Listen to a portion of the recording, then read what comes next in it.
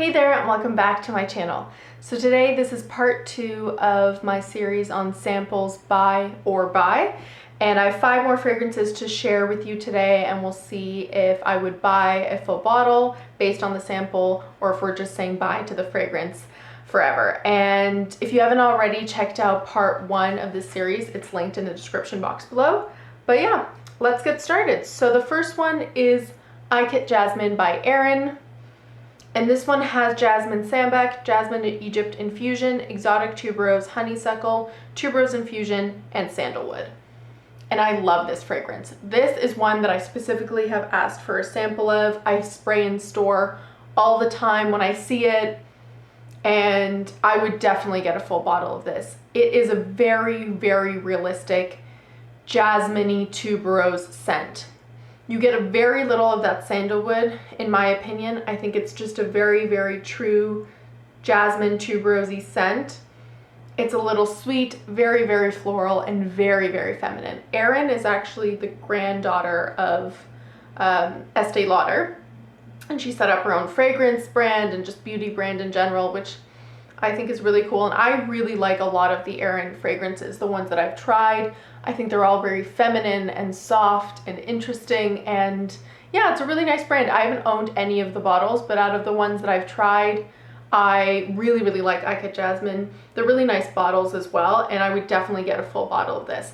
I think if you like jasmine and tuberose in your other fragrances, and those are notes that you really enjoy, this is kind of a safe bet that you will really like this one.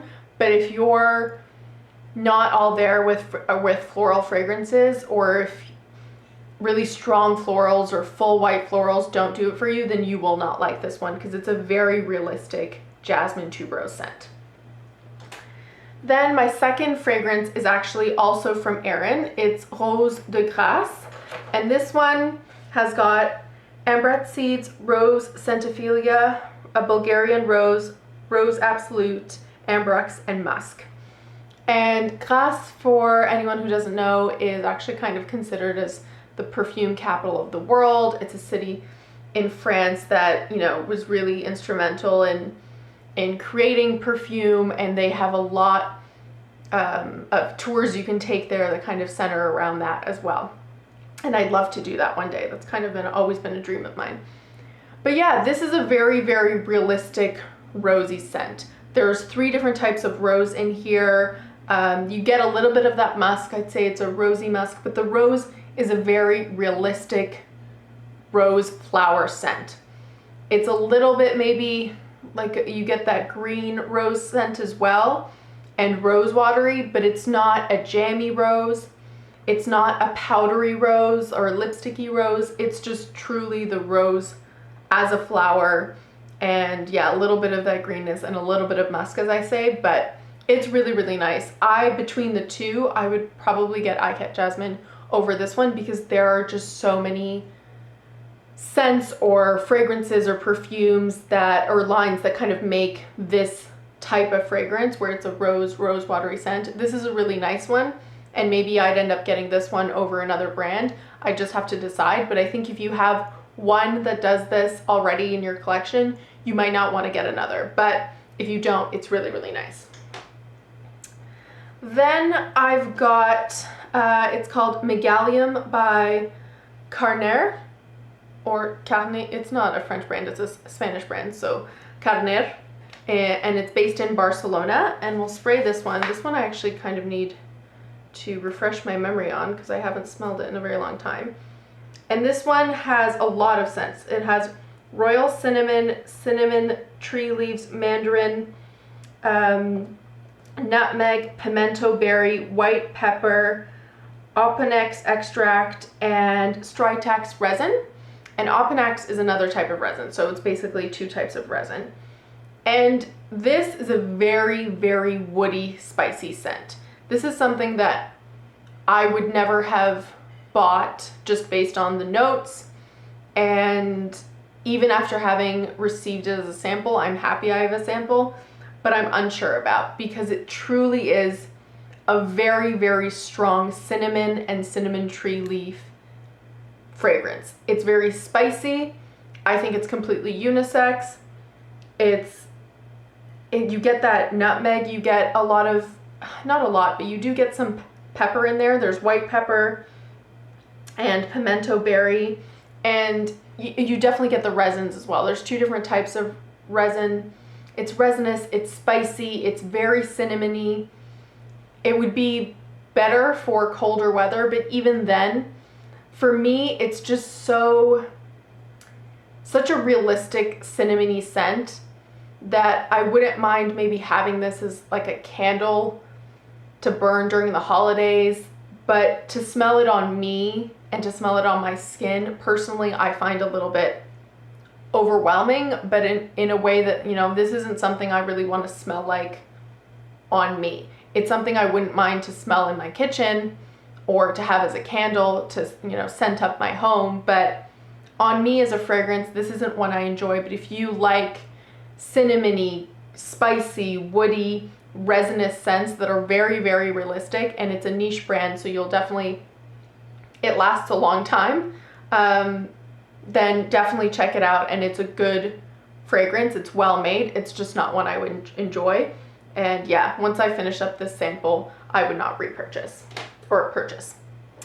Then I've got the last 2 are from Paco Rabanne, and I've got Lady Million Lucky and 1 Million Lucky. So we will try the men's one first. And 1 Million Lucky has hazelnut, green plum, cedar, and cedar. Yeah, it only listed 3 notes, even though there's a lot more. And this one, it's nice. It's a woody gourmand. It's a little bit nutty. It's very fresh. It's kind of like a fresh woody gourmand that is quite masculine, but I would really, really like to smell on someone. I think it's a really nice designer fragrance. It's not groundbreaking, but it's not ridiculously simple either. I think that hazelnut brings a really nice nuttiness to it. That cedar really, really grounds it. And it's a little bit more interesting than just the regular 1 Million, which I think has been, you know, a little bit overplayed, and a lot of people, or a lot of men, have smelled like that throughout the years since it's been released. This is kind of a more fun play on that. And yeah, it's a nice flanker. I wouldn't necessarily purchase it for myself unless I found it for a really ridiculous deal. I already know what it smells like, so it wouldn't be a blind buy. I might get it. I might pick it up as a gift for someone, but I wouldn't rush out to get it. Then lastly, we have Lady Million Lucky, and this one's just the woman's version of that. And this one has raspberry, honey, and hazelnut and velvet woods. And honestly, between the 2, the men's and the women's, I prefer the men's.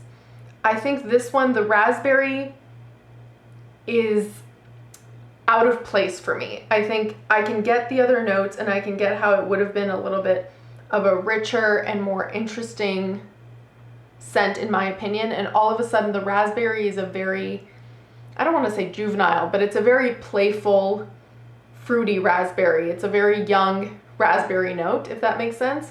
And it doesn't really, in my opinion, match the rest of the notes or what the vibe of this fragrance could have been.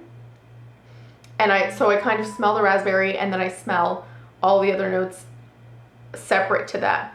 And that's why I prefer the men's Million Lucky, 1 Million Lucky. The Lady Million, yeah, I would not really purchase this one based on the sample. It's not something that's really interesting to me, or one I would, you know, rush out to get by any means. So yeah, thank you so much for watching. Don't forget to like, comment, and subscribe, and I'll see you next time. Bye.